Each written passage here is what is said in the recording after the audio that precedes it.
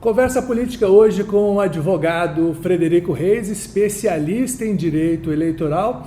E vamos trocar uma ideia pelo seguinte: ano de eleição, cheio de candidato para cima e para baixo, já fazendo a pré-campanha.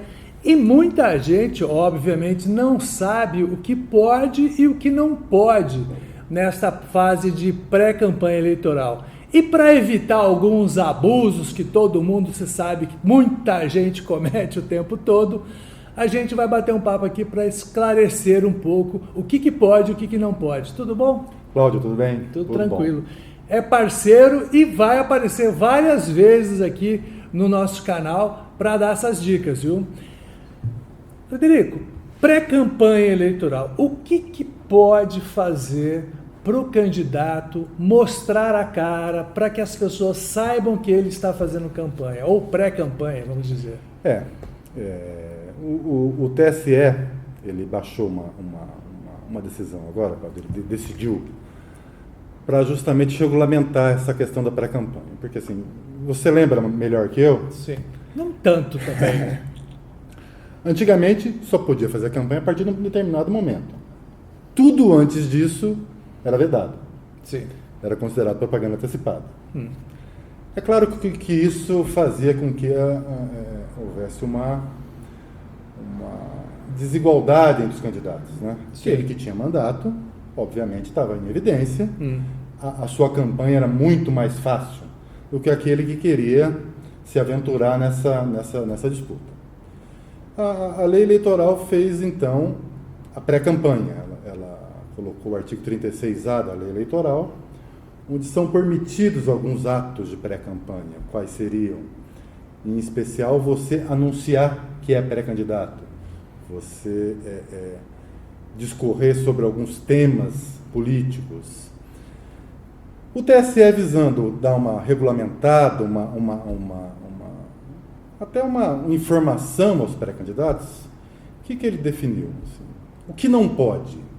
Você fazer um pedido explícito de votos nessa fase de pré-campanha. Quer dizer, se eu chegar assim numa reunião e falar assim, eu sou candidato, eu quero o seu voto, aí não pode. Preciso do seu voto. Isso é um pedido explícito de voto, caracteriza uma propaganda antecipada, certo, com multa. Né? O TSE decidiu também, assim, o que você pode fazer na campanha, o que é proibido na campanha, é proibido, logicamente, na pré-campanha. Certo. O que é proscrito na campanha, continua sendo proibido na pré-campanha. Ou seja, você não pode hoje envelopar um carro com a sua foto pré-candidato. Por quê? Porque envelopar o carro na campanha é proibido. Você tem os limites, né, de espaço que você pode usar. Limites, são aqueles adesivos com aquele limite estabelecido pela lei. Sim. Então, o que é proibido na campanha, por óbvio, e até assim, logicamente, é proibido na pré-campanha. E tem o famoso indiferente eleitoral. Você pode ter atos de publicidade que não envolvam discussão eleitoral. Isso o TSE entendeu que é indiferente. Isso a Justiça Eleitoral não cuida, justamente porque não tem conteúdo eleitoral. Sim, mas assim, tem muito migué, né? Por exemplo, às vezes o cara espalha um monte de outdoor na cidade, falando assim, olha, promoção na minha lojinha, eu sou fulano de tal, promoção na minha lojinha. Quer dizer, já preparando a imagem dele para uma futura campanha. Sim. Isso pode? Esse caso especificamente que você colocou, concretamente, não tem conteúdo eleitoral. É claro que você tem que analisar sempre o fato concreto. Não pode, por exemplo, o fato subliminar não entra na questão. Não entra. Veja bem, teve um caso agora, se eu não me engano, no Rio Grande do Sul, onde um deputado, que já é deputado, ele resolveu colocar inúmeros outdoors de propaganda eleitoral. Propaganda eleitoral não, desculpa. Prestação de contas. Sim. Tudo bem. O Ministério Público, ao que consta, entrou com pedido de propaganda eleitoral antecipada. Por quê? Levantou o Ministério Público porque ele nunca fez isso na vida. Certo. Em todos os anos de mandato, nunca fez isso. E agora, no ano eleitoral, resolveu resolvi prestar contas dessa forma, certo. Através de outdoor, acho que no caminho das praias lá, para todo mundo ver. Onde ninguém vê, ninguém passa, certo. Então, assim, é sempre o caso concreto que vai definir o que é ato de campanha, o que é ato eleitoral, o que é ato com finalidade eleitoral. Mas, basicamente, você não pode ter o pedido explícito de votos. Certo. E ter na cabeça, assim, o que é proibido na campanha é proibido na pré-campanha. Entendi. Mas, por exemplo, essa questão dos gastos pré-campanha é sempre uma coisa que me incomoda porque não está exatamente definido. Vou te dar um exemplo. Aí as pessoas começam a patrocinar posts em redes sociais, né? Durante a campanha você tem um limite. Na pré-campanha não está explícito exatamente quanto você pode gastar para patrocinar a sua imagem em redes sociais. Veja, gastos em pré-campanha é um assunto delicado. Assim. O ministro Barroso, numa dessas decisões que eu comentei antes, ele até menciona que você tem que ter pequenos gastos na pré-campanha, até mesmo para justificar a pré-campanha. Sim. Senão assim fica inviável ter a pré-campanha, é uma pré-campanha formal só. Sim. Então, assim, é permitido ter pequenos gastos. A nova resolução do TSE, ela fala em gastos moderados na fase de pré-campanha. O que são gastos moderados é um problema. Porque se eu sou bilionário, eu vou gastar $1 milhão por mês, é um gasto moderado. É que eles colocam sempre a figura do homem médio, né? Essa figura, assim. Mesmo assim, é um conceito indeterminado, fluido, né? Assim, quem é o homem médio? Assim, então, assim, gastos você vai poder ter, desde que seja de pequena monta, moderado, justificado. O que não pode, por exemplo, teve um caso da senadora Selma Arruda. Isso, se não me engano, de Goiás. Que ela teve gastos, assim, quase que 10, 15% do valor do que poderia ser gasto na campanha. Sim, isso ela foi na caçada, pré-candidatura. Na pré-candidatura. Ela foi caçada por abuso de poder econômico. Então, os gastos na pré-campanha, eles vão ser analisados sob a ótica do abuso de poder econômico. Certo. Além da propaganda irregular, vão ser analisados sob a ótica do abuso de poder econômico. Então, por exemplo, esse miguezão do prestação de contas, dependendo da forma como é feito, meio que está liberado. Os atos de pré-campanha, eles não entram para prestação de contas. Esse é o grande problema. Sim. Porque você não tem como fiscalizar. Então, assim, ele tem que ser realmente moderado, ele tem que ser realmente de acordo com o homem médio gastaria. Não como bilionário, mas assim, de acordo com o homem médio. Seria um gasto justificado para você apresentar a sua pré-campanha. Certo. Outra coisa que me chama a atenção é que, por exemplo, essas pré-campanhas, muitas vezes, você citou do carro, que às vezes o cara envelopa e tal. Se tiver algum adversário e documentar, por exemplo, eu tenho um inimigo X que é pré-candidato, se eu documentar os atos dele e comprovar que houve um certo abuso ou uma desconformidade, eu gosto dessa palavra desconformidade, porque você dá uma envelopada na miguelagem. Se tiver uma desconformidade, pode, por exemplo, dar uma cassação de registro, dependendo do tamanho da pré-campanha? Nós acabamos de falar da Selma Arruda, né? É um caso, por exemplo? É um caso. Ela teve gastos na pré-campanha que superaram muito o homem médio. E tira a igualdade da campanha, né? Mas, por exemplo, isso é interpretação de cada juiz, porque eu tenho conhecimento, por exemplo, na campanha passada no Paraná, houve abusos gritantes, assim, em alguns casos. É que tem e casos, não houve. Você não tem uma definição objetiva do que é um gasto em pré-campanha, né? Então fica a critério realmente de quem vai julgar. Agora, tem coisas que você pode ver. Se ela gasta, por exemplo, 10% do que é permitido gastar em campanha, me parece que é abusivo. Sim. Eu acho que a finalidade da norma, a finalidade da decisão, por exemplo, do ministro, seria assim, que a pré-campanha não seja só formal, assim, ela tenha um conteúdo material, você expor à população que você é candidato.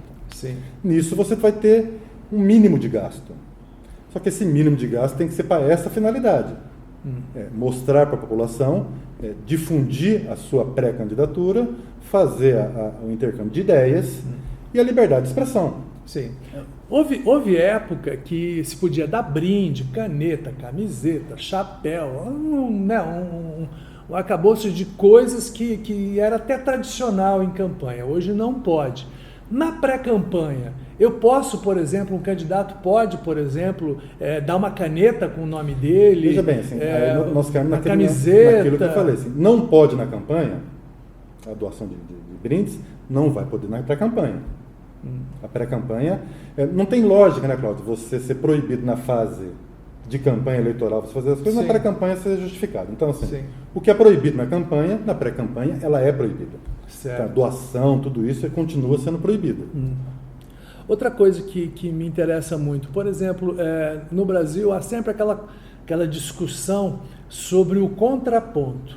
Né? Você é um candidato, eu sou seu adversário, também candidato, e nas redes sociais, até a campanha passada, eu queria ver com você se isso permanece, eu não poderia falar de você ou contrapor o que você está dizendo, ou te chamar, por exemplo, de mentiroso. Né? Isso continua? Isso é uma discussão eterna, né? O conteúdo, a propaganda negativa, né? Isso. A minha opinião, Cláudio, assim, você pode expor as suas qualidades, não tem por que você não expor os defeitos do outro candidato sem ofendê-lo. Ou seja, você foi um prefeito? Não, mas você não foi um bom prefeito por causa disso, disso, disso e disso. Sim. Esse conteúdo negativo, sem ofensa, sem a difamação, sem a calúnia, ela, no meu entendimento, ela poderia ser permitida. Assim. Mas a tendência não. A tendência é que seja só propositiva a campanha. Você fale bem de você, exalte as suas qualidades, sem atacar a outra candidatura, né? Na verdade, isso é um problema, porque deixa de existir, primeiro, o debate, segundo, o contraponto, né? Eu particularmente acho que você poderia, sim, fazer o contraponto.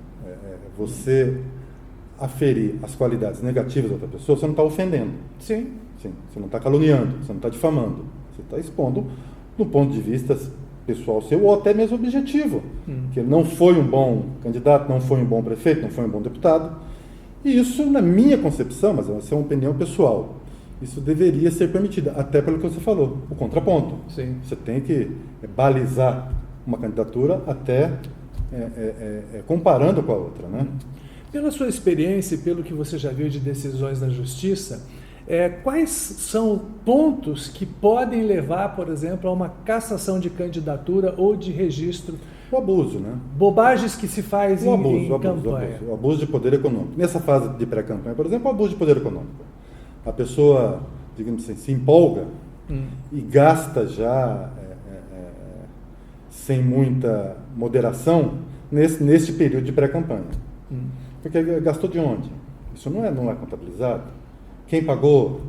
De onde vem o recurso? Então, o abuso de poder econômico ele é um problema sério para os pré-candidatos, que, se caracterizado, ele vai dar a cassação. Sim.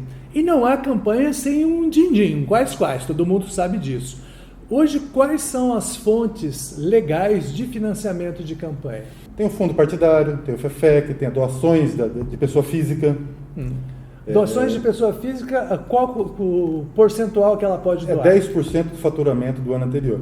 E tem a famosa vaquinha, né? Vaquinha virtual, crowdfunding. Né? Isso. Que é uma permissão da Justiça que você tenha doações de pessoa física. Sim. A partir de um determinado ponto que pode ser destinada ao candidato. Pode ser por quê?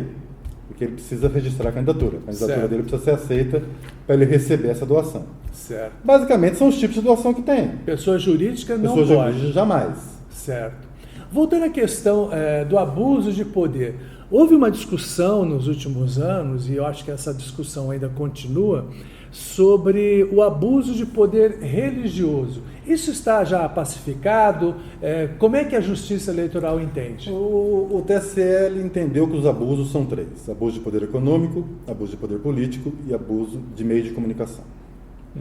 Eu entendo, particularmente, igualmente uma opinião pessoal, que você tirar o abuso de poder religioso dos abusos é um certo contrassenso com a Constituição que ela veda o abuso, né? Ela veda a paridade de armas na eleição. E aí, entre nós, né, Cláudio? Assim, o abuso de poder religioso existe, ele é tão potente quanto qualquer outra forma de abuso. E às vezes muito mais poderoso inclusive, do que o poder financeiro. Né? Financeiro. Então, assim, acho que precisa se avançar nessa quadra. Mas ainda não está ainda pacificado essa questão. Os abusos são 3 hoje, reconhecidos pelo TSE. Poder econômico, poder político e de meios de comunicação. Frederico, muito obrigado aqui pelas explicações. Vamos voltar em outros momentos com outros temas aqui para a gente discutir, porque é bom a gente esclarecer, porque muita gente faz muita bobagem durante a campanha eleitoral. E uma campanha eleitoral mais limpa, mais clara, é melhor para todo mundo. Obrigado. Obrigado você, Cláudio. Obrigado a todos. E se você ainda não se inscreveu no canal, inscreva-se. Se você gostou do bate-papo, compartilhe com os seus amigos, com as suas redes e até uma próxima.